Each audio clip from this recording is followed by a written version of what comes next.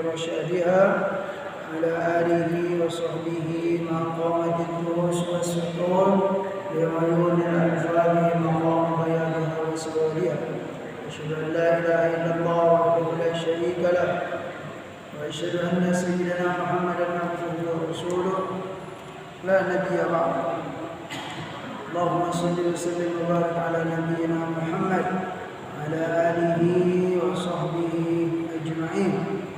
أما بعد، فقال الله تعالى في القرآن الكريم: أعوذ بالله من الشيطان الرجيم، بسم الله الرحمن الرحيم. يؤتي الحكمة من يشاء ومن يؤت الحكمة فقد أوتي خيرا كثيرا وما يذكر إلا أولو الألباب. صدق الله العظيم. Baiklah jemaah sekalian, bapak-bapak, ibu-ibu, kaum muslimin, kaum muslimah yang dimuliakan Allah Subhanahu wa taala. Bersyukur kehadirat Allah Subhanahu wa taala sampai saat ini kita masih diberi kesehatan, kesempatan, waktu luang untuk selalu menjalankan taatan beribadah kepadanya dan mengisi waktu-waktu kita dengan sesuatu yang bermanfaat, di antaranya majelis ilmu. Salawat dan salam semoga selalu disampaikan oleh Allah Subhanahu wa taala kepada baginda Nabi Muhammad sallallahu alaihi wasallam. Allahumma shalli wa sallim wa barik ala nabiyyina Muhammad wa ala alihi wa sahbihi ajma'in.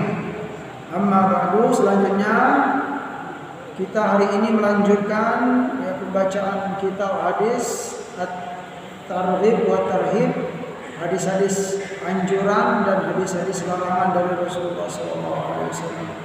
Di pertemuan yang lalu kita sudah menyampaikan tentang fadilah-fadilah sholat Jumat, waktu-waktu yang ada dalam selama hari Jumat itu. Ya ternyata iya, seluruh hari Jumat itu mulia, tetapi dalam sehari itu ada waktu-waktu yang lebih penting sekali.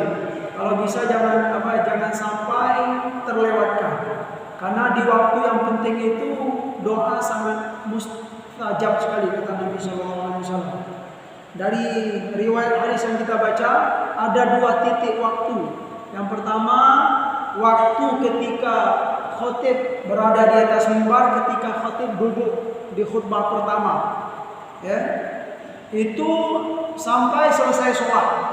Itu yang disebutkan dalam hadis. Artinya apa? Di waktu ketika khatib duduk itu perbanyaklah berdoa kepada Allah Subhanahu wa taala, meminta segala sesuatu yang kita butuhkan. Itu yang pertama. Yang kedua, ada waktu kata Nabi sallallahu alaihi wasallam di ujung siang. Artinya apa? Di ujung siang itu adalah para ulama memahami dari banyak riwayat, maksud dari akhir siang itu di waktu sore hari Jumat. Sore hari Jumat tepatnya adalah pada waktu setelah sholat asar sampai maghrib. Kalau bisa kita sebagai kaum muslimin yang pernah tahu tentang hadis ini, hari Jumat setelah sholat asar sampai maghrib itu kita pergunakanlah banyak-banyak berzikir, berdoa kepada Allah, minta perlindungan, minta rezeki, minta keberhasilan dan lain-lain. Itu yang diisyaratkan oleh Nabi dalam hadis wa yuqalliluha. Nabi pakai isyarat. Waktu yang penting itu kata Nabi sedikit sekali. Nah, itu bahasa dalam hadis. Jangan sampai kita melewatkannya. Itu yang sudah kita bacakan minggu yang lalu. Baik, hari ini kaum muslimin kaum muslimah rahimakumullah tentang at-targhib fil ghusli yaumal jumu'ah. Anjuran untuk mandi di hari Jumat. Untuk mandi di hari Jumat. Jadi mandi di hari Jumat itu kalau dalam fikih ada keutamaannya, beda di hari-hari yang lain. Ya. Mandi hari Jumat termasuk mandi yang disunnahkan hukumnya, ya, sunnah dalam fikih Islam. Ya. Hadis yang pertama, an Abi Umamah radhiyallahu anhu anin Nabi sallallahu alaihi wasallam, dari Abu Umamah radhiyallahu anhu dari Nabi sallallahu alaihi wasallam, ya, qala, Nabi bersabda, innal ghusla yaumal jumu'ati la yastallul khotoya min usulis sya'ri istilalan.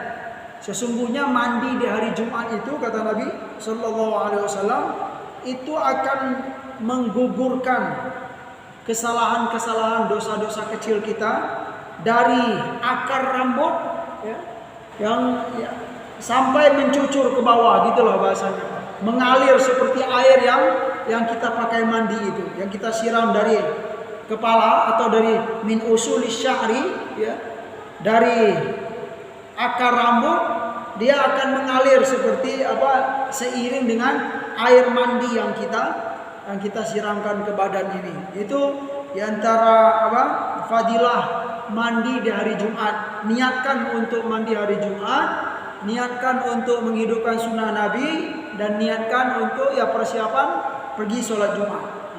Hadis yang kedua, wa an Abi Sa'id Al-Khudri radhiyallahu anhu an Rasulillah sallallahu alaihi wasallam, dari Abu Sa'id Al-Khudri radhiyallahu anhu dari Rasulullah sallallahu alaihi wasallam, beliau bersabda, ghuslu yaumil jumu'ati wajibun. Mandi hari Jumat itu wajib. Tapi wajibnya lihat dulu, ada sambungan hadisnya gitu. Mandi hari Jumat itu wajib ala kulli muhtalim ya, bagi atau wajib atas siapa yang bermimpi. Nah, maksudnya apa? Bagi yang junub tentu dia harus mandi wajib ya. Bagaimana? Sedangkan dia mau sholat Jumat atau mau sholat fardu dia belum mandi.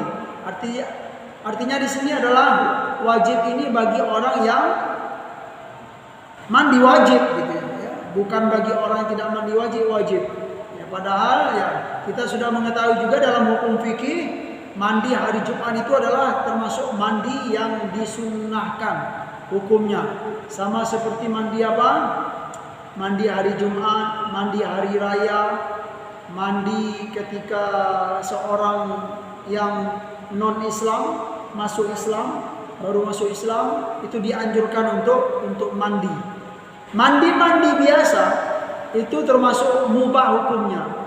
Hukum mubah bisa menjadi sunat, gitu loh. Kalau kita niatkan untuk kebersihan, insya Allah akan dapat pahala semua. Di sini pentingnya berniat dalam segala sesuatu perbuatan, niat baik. Ya, perkara yang mubah pun kalau diniatkan untuk beramal soleh, dia akan menjadi pahala, bisa menjadi sunnah. Mandi biasa, makan pada dasarnya hukumnya sunnah, mubah, boleh saja bagi yang mau, bagi yang tidak. Tapi kalau kita niat makan itu niatnya beribadah, maka dia akan bernilai pahala yang banyak. Maka rugilah hamba-hamba Allah, rugi makan tiap hari tapi nggak ada niat untuk beribadah. Nah itu dia. Kita tiap hari makan gitu, makan terus, lapar perut makan, tetapi jarang kita berniat untuk beribadah saat makan itu. Ya Allah, saya makan ini semoga saya kuat ya Allah beribadah. Itu yang penting. Kalau kita berniat untuk beribadah, perkara-perkara yang mubah itu menjadi sunnah, dapat pahala semuanya. Insya Allah akan berkah di sisi Allah Subhanahu Wa Taala. Jadi mandi hari Jumat itu wajib hukumnya bagi orang yang mimpi, bagi orang yang mandi wajib, diwajibkan mandi wajib. Yang kedua, wasiwakun, dan pakai siwak, gosok gigi kalau bahasa kita. Kalau memang ada kayu siwak, silakan pakai, bagus Bapak Ibu. Kayu siwak itu sekarang sudah banyak di pasar-pasar Indonesia, terutama di toko-toko herbal itu sudah disiapkan. Setahu saya kayu siwak itu kalau tahun 2000-an ke bawah ya masih langka di pasar Indonesia karena toko-toko herbal itu belum terlalu banyak ya di masa itu. Tapi sekarang alhamdulillah toko-toko herbal itu sudah menjamur ya. Barang-barang yang dahulunya tidak ada di Indonesia sekarang sudah banyak dihadirkan. Korma pun zaman sekarang bukan hanya ada di bulan Ramadan. Di hari-hari biasa pun kita sangat mudah untuk mendapatkannya. Nah, setidaknya untuk siwak ini kalau bagi yang mau mempraktekkan, belilah kayu siwak itu. Insya Allah memang itulah yang dicontohkan oleh Nabi Shallallahu Alaihi Wasallam. Belum terbiasa Pak Ustaz, harus dibiasakan pakai kayu siwak. Terus bagaimana cara pemakaiannya? Kalau memang kita sudah pakai sikat gigi biasa, nggak masalah. Itu justru lebih bagus. Gigi kita sudah bersih, kemudian kita pakai siwak lagi, hanya untuk mengambil sunnah dari Nabi SAW. Kayu siwak. Jadi jangan sampai kita sebagai kaum muslimin dan kaum muslimah, kalau ada orang naruh kayu siwak di sini misalnya gitu kan, kita merasa aneh gitu. Jangan. Itu memang kesukaan Rasulullah SAW. Nabi itu digambarkan, ya, contoh dalam sebuah riwayat hadis, Nabi itu kalau bangun malam untuk sholat qiyamul lail, misalnya jam 1 atau jam 2, bangun malam, setelah bangun itu baca doa, kemudian berzikir sejenak, kemudian cuci tangan, kemudian beres-beres. Nah, beliau selalu memakai siwak sebelum beribadah kepada Allah Subhanahu wa taala. Itu kebiasaan Rasulullah sallallahu alaihi wasallam. Wa yamassu minat tibi, ya, ma qadara alaihi. Yang ketiga, selain mandi, selain bersiwak, kita dianjurkan juga untuk pakai parfum. Itu Pak. Parfum, wangi-wangian. Itu dianjurkan di hari Jumat terutama. Terutama parfum yang tidak pakai alkohol kalau bisa, yang biasa saja. Itu akan menambah keberkahan di hari Jumat. Dalam hadis ini ada 3, yaitu mandi, kemudian pakai siwak, gosok gigi, yang ketiga pakai parfum. Itu yang diajarkan oleh Rasulullah sallallahu alaihi wasallam. Berikut hadis berikutnya. Wa 'an Ibnu Abbas radhiyallahu anhuma qala qala Rasulullah sallallahu alaihi wasallam. Dari Ibnu Abbas radhiyallahu anhuma, beliau berkata, qala Rasulullah sallallahu alaihi wasallam, Nabi bersabda, inna hadza yaumu idin ja'alahu Allahu lil muslimina faman ja'al jumu'ata falyaghtasil wa in kana indahu tibun falyamas minhu wa alaikum bis-siwaki. Sesungguhnya hari ini, ya, adalah hari raya. Nabi bersabda, sesungguhnya hari ini adalah hari raya. Maksudnya hari Jumat itu hari raya yang telah dijadikan oleh Allah Subhanahu wa taala untuk kaum muslimin. Hari Jumat itu adalah hari rayanya kaum muslimin juga. Barang siapa yang menghadiri atau datang di hari Jumat, ya, artinya manja'al jumu'ata, barang siapa yang mendatangi hari Jumat, artinya dia hadir di hari Jumat, pesan Nabi falyaghtasil, maka hendaklah ia mandi. Mandi di sini ya seperti yang sudah kita kuatkan, hukumnya sunnah, artinya mandi sunnah. Sekalipun dalam hadis ini kalimatnya berupa perintah. Dalam usul fikih atau ilmu kaidah fikih gitu kan, setiap perintah itu pada dasarnya maknanya adalah wajib. Tetapi ternyata tidak semua perintah atau kalimat perintah itu wajib hukumnya dalam Islam. Ini disesuaikan dengan kemampuan kita memahami dalil-dalil yang ada. Jadi iya, kalimat ini adalah kalimat perintah, tetapi bukan wajib maknanya, tetapi sunnah. Jadi mandi kata Nabi, kalau sudah datang hari Jumat maka dianjurkan untuk mandi. Wa in kana indahu tibun falyamas minhu. Setelah mandi, kalau kita punya parfum kata Nabi, kalau kita punya parfum maka pakailah. Ambillah parfum itu. Nah, setelah mandi. Wa alaikum bisiwaki, dan kalian juga harus menjaga bersiwak. Kata Nabi Shallallahu Alaihi Wasallam, mandi, pakai parfum dan bersiwak itu hari Jumat. Kebiasaan yang baik yang barangkali perlu kita untuk mengingatkan kaum muslimin semua, gitu kan? Bagi yang sudah tahu, alhamdulillah. Bagi yang lupa, semoga diingatkan. Bagi yang belum mengamalkan, semoga tertarik untuk mengamalkan, ya kan? Bagi yang belum punya kayu siwak, pengen beli, silakan cari Bapak Ibu. Ya, silakan cari di toko-toko herbal, insya Allah ada. Bagi yang hanya cukup saja pakai sikat gigi, ya juga tidak apa-apa. Insya Allah itu juga sudah mewakili. Yang intinya siwak itu adalah, ya, menurut sebagian pemahaman para ulama, yang membersihkan gigi ini. Sekalipun tidak pakai kayu siwak itu, kayu arak. Pakai sikat gigi, kemudian pakai odol seperti biasa, yang jelas gigi itu bersih. Ya, mulut kita itu harum baunya. Itulah yang diinginkan oleh Rasulullah sallallahu alaihi wasallam. Hadis berikutnya, at-targhib fit tabkir ilal jumu'ati. Anjuran untuk bersegera di pagi hari untuk pergi sholat Jumat. Ya. Wa man jaa'a fihinna yata'akhkhar anit tabkir min ghairi udhrin. Dan hadis-hadis tentang menjelaskan tentang orang yang datang terakhir atau dia sengaja terakhir dengan tidak ada uzur. Bagaimana itu kata Nabi sallallahu alaihi wasallam? Ini hadis-hadis.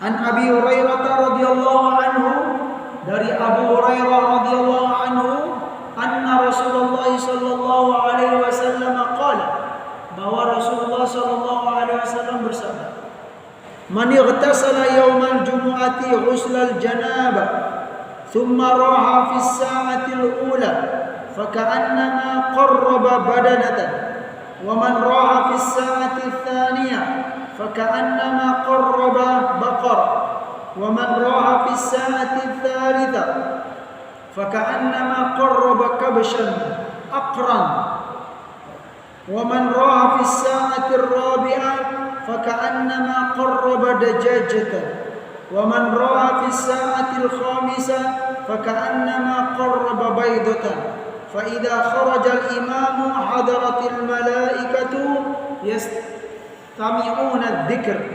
Ini hadis sahih yang kuat sekali, yang sudah biasa dijadikan sebagai dalil oleh para ulama. Rasulullah sallallahu alaihi wasallam bersabda, barang siapa yang mandi hari Jumat tapi dia mandi wajib. Mandi hari Jumat, mandi wajib. Kemudian dia pergi di waktu yang pertama. Dalam hadis ini digambarkan ada 5 waktu, Bapak Ibu. 5 waktu, 5 tahapan waktu, atau 5 model hamba yang pergi sholat Jumat. Yang pertama kata Nabi, barang siapa yang sudah mandi wajib terutama, kemudian dia pergi ke masjid untuk sholat Jumat, tetapi dia pergi itu di waktu yang pertama. Waktu yang pertama. Memang dalam banyak riwayat waktu yang pertama ini tidak dijelaskan jam berapanya, tetapi gambarannya macam-macam. Ada para ulama memahami setelah subuh, Pak. Jadi setelah subuh itu sudah siap-siap pergi sholat Jumat. Wah, begitunya.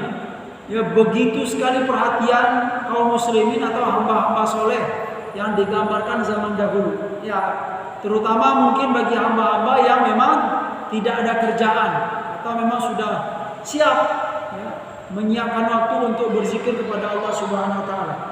Jadi ada juga yang mengatakan waktunya setelah mulai terbitnya matahari, di waktu duha. Itu kita sudah pergi ke masjid untuk sholat Jumat, ya. Ketika ya jam 7 atau jam 8. Ada yang mengatakan ketika matahari panas-panasnya juga, bukan? Ya jam 9 atau jam 10. Atau ada juga yang sebelum zuhur, betul. Itu waktu-waktunya. Yang jelas waktu yang pertama itu barang siapa yang pergi di waktu yang pertama, maka seolah-olah dia mendapat pahala sedekah 1 onta yang gemuk sekali. Dapat pahala sedekah 1 onta yang gemuk bagi orang yang datang di awal waktu. Wa man raha fi sa'ati tsaniyah. Barang siapa yang pergi di waktu yang kedua. Waktu yang kedua itu pahalanya mendapatkan pahala sedekah sapi. Itu loh Pak. Senang loh Pak ya. Kita tidak membeli sapi, tetapi dengan hanya pergi segera ke masjid untuk sholat Jumat dapat pahala sedekah sapi. Kalau dia di waktu yang pertama dapat pahala sedekah onta yang gemuk. Masya Allah. Ini motivasi Rasulullah SAW. Wa man raha fi sa'ati tsalitsa. Barang siapa yang pergi di waktu di jam yang ketiga, mungkin diperkirakan jam ketiga ini jam 10-an ya, atau hampir jam 11. Itu loh Pak. Yang ketiga, maka dia dapat pahala seperti sedekah kabisan akran, kibas, kambing kibas yang sangat baik sekali, yang bermutu. Wa man raha fi sa'atir rabi'ah, dan barang siapa yang pergi untuk sholat Jumat di waktu yang keempat, maka dia mendapat pahala sedekah dajajatan, sedekah pakai ayam. Gitu loh. Kecil gitu ya. Pakai ayam. Terus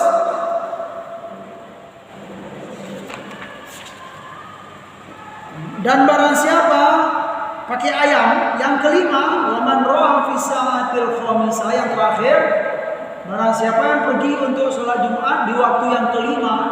Ini gambaran waktu yang kelima ini ya, ketika itulah mungkin pengurus ngomong-ngomong gitu loh Pak. Gitu. Sebelum azan, pengurus menyampaikan pengumuman. Nah, itulah gambaran waktu yang kelima. Kalau kita sempat masuk di waktu yang kelima itu dapat pahala juga, yaitu pahala sedekah pakai telur. 1 telur pahalanya gitu. 1 telur ya berapa lah gitu, paling 2.000 atau dapat 1 telur. Itu hebatnya Nabi SAW. Sebenarnya kalau kita pahami dalam hadis ini, kenapa beliau beri tingkat-tingkat itu ya untuk motivasi kita. Tetapi ini bukan candaan. Apa yang disampaikan oleh Nabi itu memang benar adanya. Kita nggak boleh ragu. Pahala sedekah kata Nabi, iya, dapat pahala sedekah. Harus yakin. Ya, apalagi hadisnya ini hadis sahih sekali, kan? Fa idza kharajal imamu hadaratil malaikatu yastami'una dzikr. Ya. Setelah yang kelima tadi mendapatkan telur, ya, mulailah masuk waktu adzan, ya kan? Waktu adzan. Nah, ketika masuk waktu azan, ya, itu imam sudah persiapan naik mimbar. Itu Pak ya. Kalau sudah adzan, imam sudah siap-siap naik mimbar. Pintu masjid itu digambarkan dalam riwayat lain gitu kan.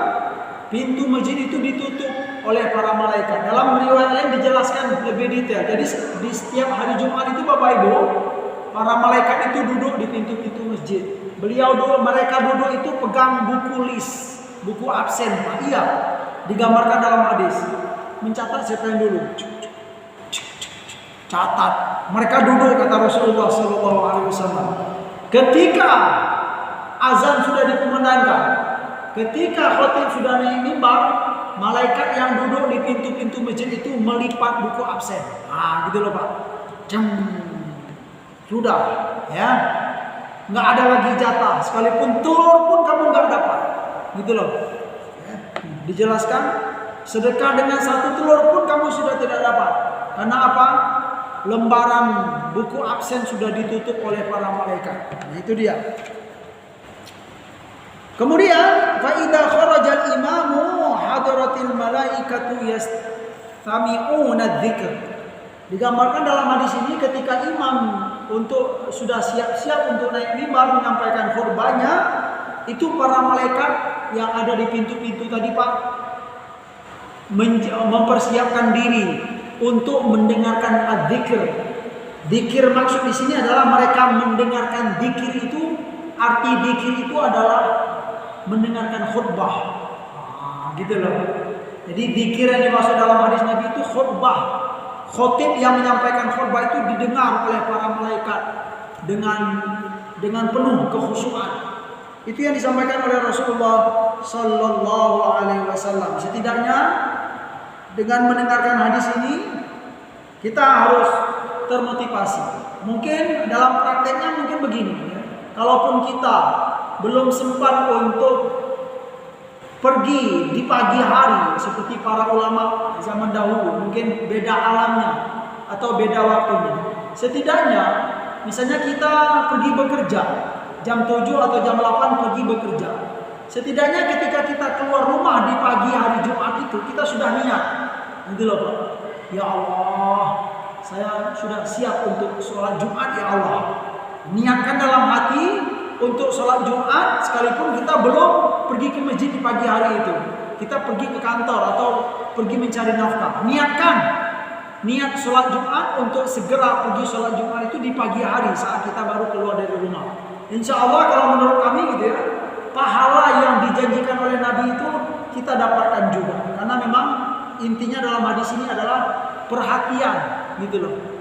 Perhatian atau gairah untuk berbuat kebaikan itu harus kita hadirkan dalam hati kita. Sekalipun memang keadaan, sebagian kita pergi ke kantor, ada yang pergi ke pasar, ada yang pergi ke kampus dan lain-lain. Itu maksud dari hadis itu. Selanjutnya hadis berikut. Wa an Abdullah bin Bishr ya radhiyallahu anhu qala, dari Abdullah bin Bishr ya radhiyallahu anhu qala, ja'a rajulun yatakhatta riqaban nas yaumal jumu'ati wan nabiyyu yakhutubu. Ada seorang laki-laki datang ke masjid, dia melangkahi pundak-pundak jamaah gitu. Ketika di hari Jumat, ketika itu Nabi sedang khutbah. Nabi sedang khutbah, jamaah lain duduk, yang baru datang mungkin gambarannya begitu, dia mau cari tempat yang di depan. Caranya melangkahi pundak-pundak jamaah. Yatakhatta riqaban nas, dia melangkahi pundak-pundak jamaah yang lain. Faqala Nabi sallallahu alaihi wasallam, ketika itu Nabi di atas mimbar berkata, ijlis faqad adaita. Langsung ditegur oleh Nabi, duduk kata Nabi, sungguh kamu telah menyakiti orang lain. Itu loh, duduk kamu ya. Jangan melangkahi begitu. Ketika beliau khutbah terpotong ya, materi yang beliau sampaikan itu hanya untuk menegur orang ini ya, untuk menegur orang ini.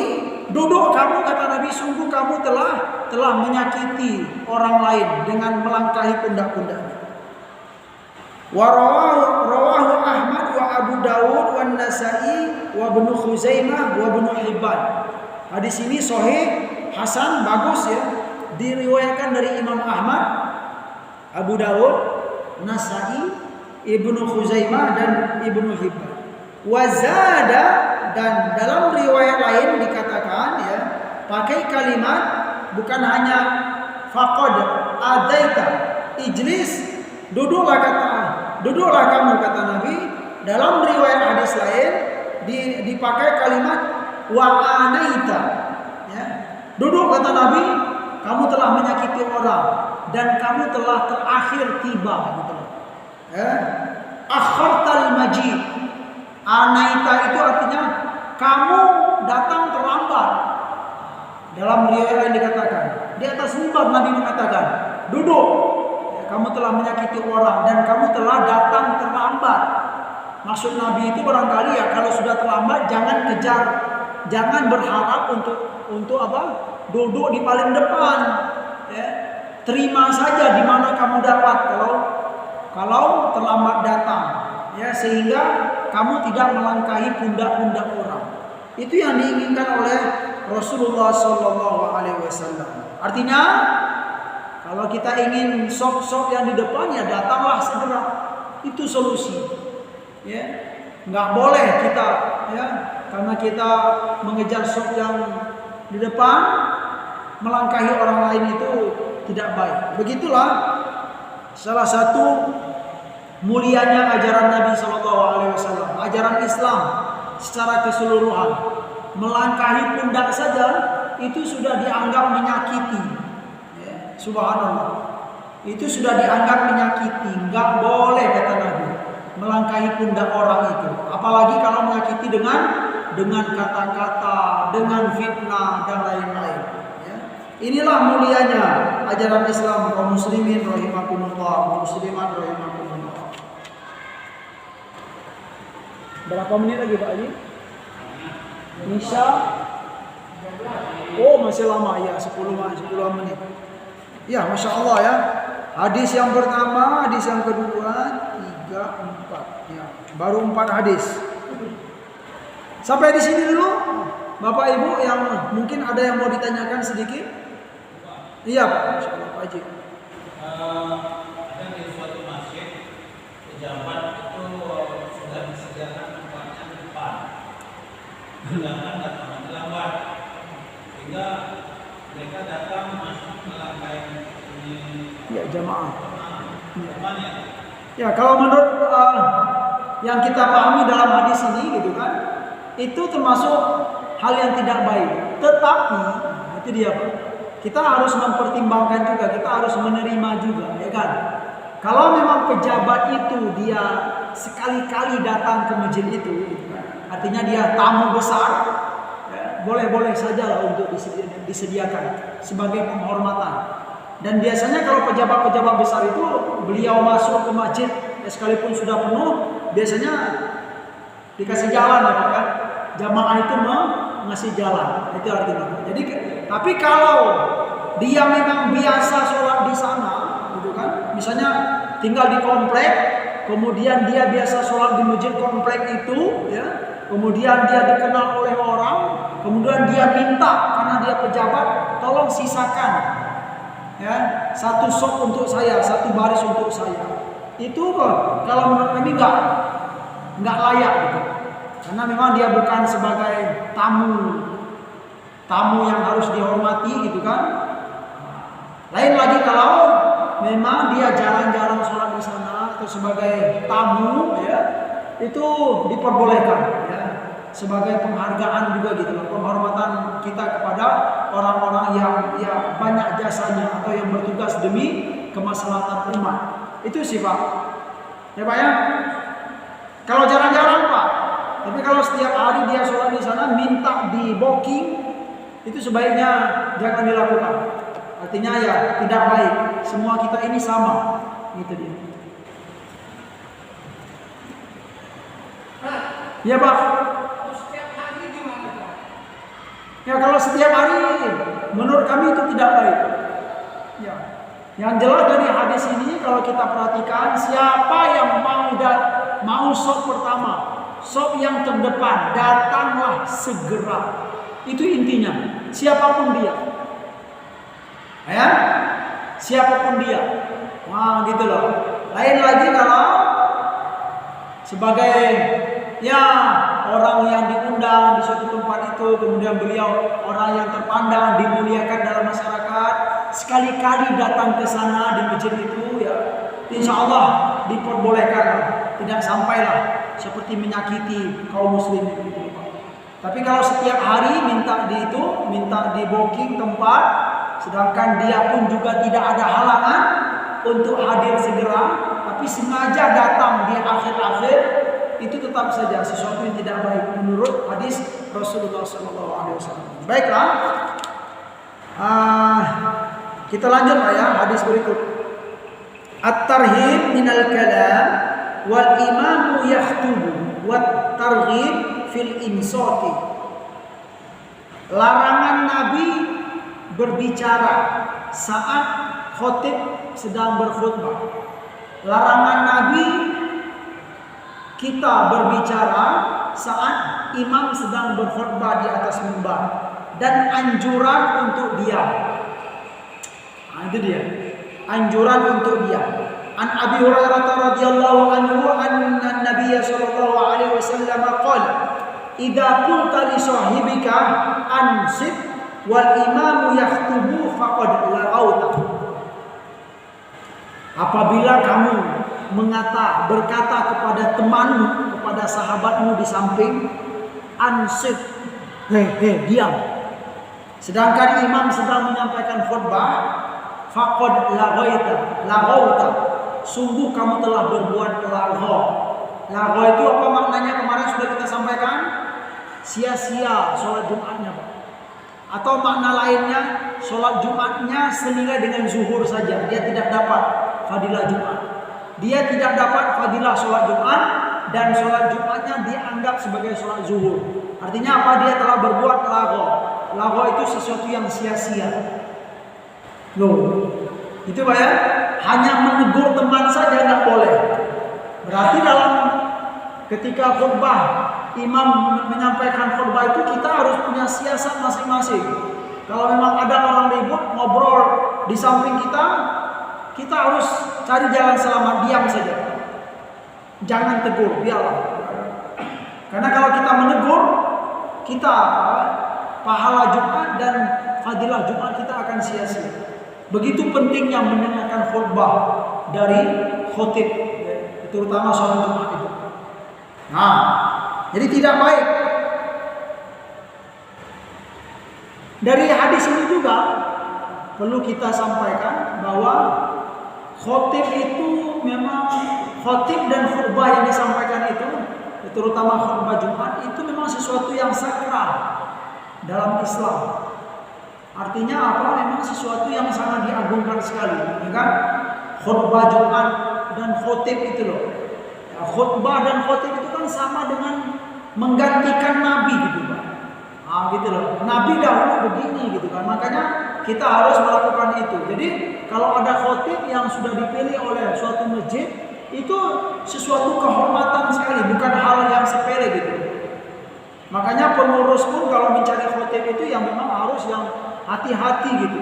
Khotibnya harus tahu adab-adab sholat Jumat, kemudian fadilah sholat Jumat, kemudian cara-cara dalam menyampaikan khutbah Jumat terutama gitu kan. Khotib itu harus faqih gitu kan, harus mengerti hukum Islam. Karena posisi khotib Jumat itu subhanallah sangatlah agung sekali. Intinya adalah khotib atau imam dan khotib sholat Jumat itu memang harus dimuliakan dalam Islam. Nah, hal yang terpenting lagi yang perlu kita sampaikan, ada di sebagian jamaah mungkin pernah terjadi gitu kan. Misalnya khotib itu menyampaikan materinya terlalu lama. Gitu loh. Khotibnya terlalu lama tidak seperti biasa. Mungkin kalau saya biasanya khutbah Jumat itu paling lama 15 menit. Saya sudah gelisah itu. Iya, saya menyampaikan itu ya, biasanya sekitar 15 menit itu sudah lama sekali ya. Jadi kalau sudah 15 menit saya itu sudah mulai mempersiapkan untuk duduk lagi gitulah. Atau standarnya bagi kita semua 15 menit atau 20 menit atau paling lama setengah jam. Tapi jarang kalau saya menyampaikan khutbah Jumat itu setengah jam jarang. Nah, tahu-tahu misalnya ada khotib yang sudah lewat setengah jam. Ada yang sudah hampir 40 menit gitu kan, belum turun-turun juga misalnya gitu kan. Terus ada jamaah yang negur gitu loh Pak. Gimana itu? Sudah Pak, udah turun gitu. Kira-kira ini bagus nggak? Bagus nggak ini kira-kira? Memang dalam hadis iya, ya kan? Nabi berpesan untuk khutbah Jumat itu singkat-singkat saja dan sholatnya yang lama. Itu memang salah satu fikih Jumat yang perlu diketahui oleh kaum muslimin. Tetapi ya kalau memang pernah terjadi gitu kan, khotib itu terlalu lama. Sedangkan dalam hadis kita nggak boleh menegur teman pun nggak boleh kan. Kemudian khotib itu harus kita hargai. Kira-kira bagus nggak Pak kalau ada jamaah yang negur langsung? Sudah Ustaz, jangan terlalu lama misalnya. Kira-kira bagus nggak?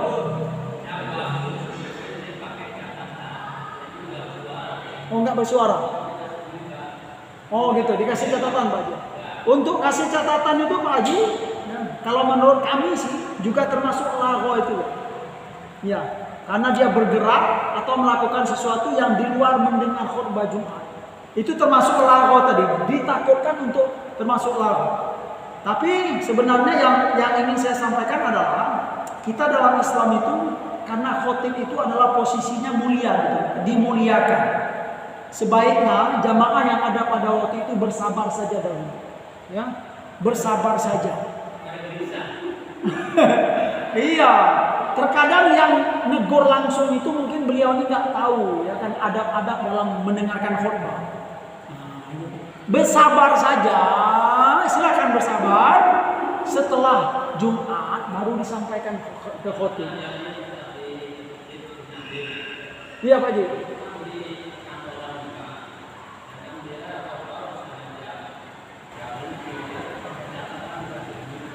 Oh gitu Pak Ji. Solusinya Pak Haji ya, karena kita takutkan tadi kalau kita nulis takut lago gitu kan. Lago itu sia-sia pahala Jumat kita. Nah, sebaiknya juga gitu kan. Di depan mimbar itu tulis gede-gede ya. Bagus juga itu Pak Haji. Ya. Pengurus tulis catatan kayak peringatan di atas mimbar itu.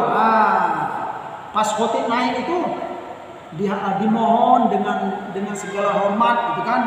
Penyampaian khutbah paling lama misalnya 15 menit. Mungkin itu akan lebih bagus. Ya. Jadi kalaupun memang terjadi Bapak Ibu gitu kan, sebaiknya jamaah itu bersabar aja. Gitu. Kapan kita menegur khotib ya, agar Jumat kita tidak sia-sia ya setelah sholat Jumat lah. Nah, sampaikan, Pak Ustadz, kan khutbahnya terlalu lama gitu kan, orang tersiksa misalnya merasa tersiksa gitu Pak Jual, jangan begitulah gitu kan. Yang intinya adalah jangan terlalu lama gitu kan, jamaah sudah gelisah misalnya, ya mungkin ada yang mau kerja, mau ke pasar dan lain-lain. Nah, mungkin itu solusi yang bisa kita berikan. Ya, tentu menjadi tugas para ulama gitu kan, para ustadz untuk menyampaikan kepada kaum muslimin tentang adab-adab terutama sholat Jumat itu. Nah, di minggu yang lalu mungkin pernah saya singgung juga bagaimana kalau ada pengurus ketika khotib mulai naik mimbar, ini sebagian pengurus menjalankan kotak amal. Nah, trombol itu bukan hanya trombolnya yang berjalan gitu loh, memang ada yang berjalan langsung kayak panitia gitu loh. Pakai baju rompi berjalan keliling gitu loh. Sedangkan khotib ini sudah mulai naik. Itu saya lihat betul. Ya. Mungkin boleh saya sampaikan, itu pernah ada di Masjid Munawarah di sini. Ya, Munawarah begitu dia. Saya mikir gitu, ini apa enggak tahu gitu loh. Apa enggak takut gitu, apa istilahnya pahala Jumatnya sia-sia gitu. Ya, silakan bapak-bapak bagi yang pengen sholat di Al-Munawarah mungkin sekarang masih dijalankan gitu kan.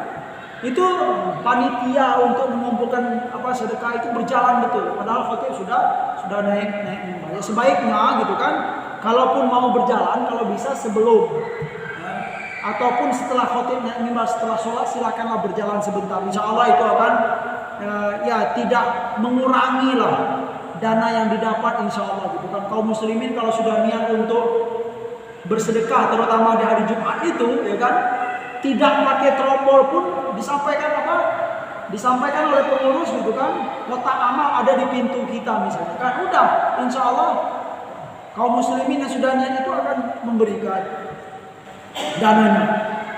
Itu lebih baik. Ini berjalan betul pengurus. Nah, terus untuk trombol saja bagaimana itu Pak Haji? Ya, ada juga sebagian masjid trombolnya saja, sedangkan khotibnya sudah naik mimbar.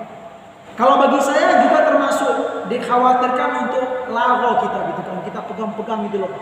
Ya, khotib sudah naik mimbar, ini berjalan, ya kan? Ini kan kita terkadang kalau duitnya di dompet, ya kan? Khotib naik mimbar, buka-buka dulu gitu apa ya?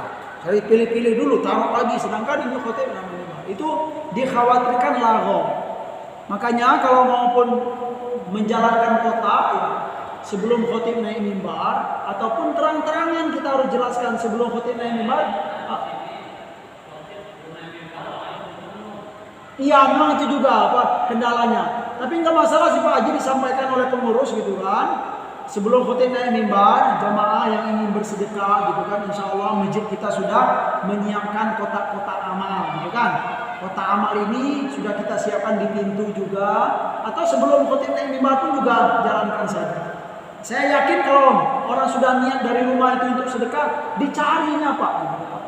Kota itu akan dicari sekalipun tidak sekalipun tidak dijalankan.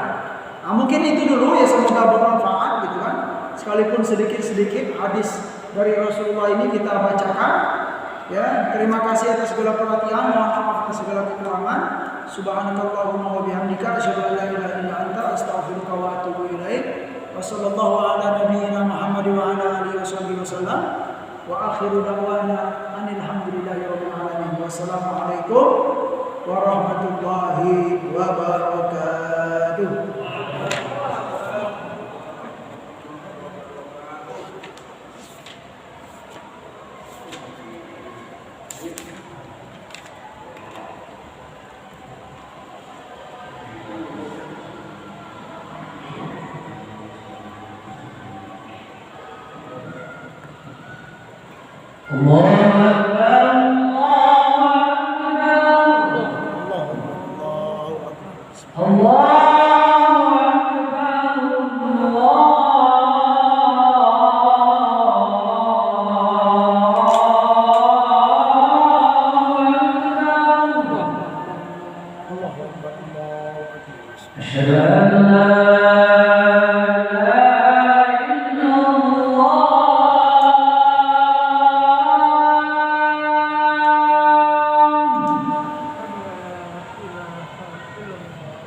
أشهد أن لا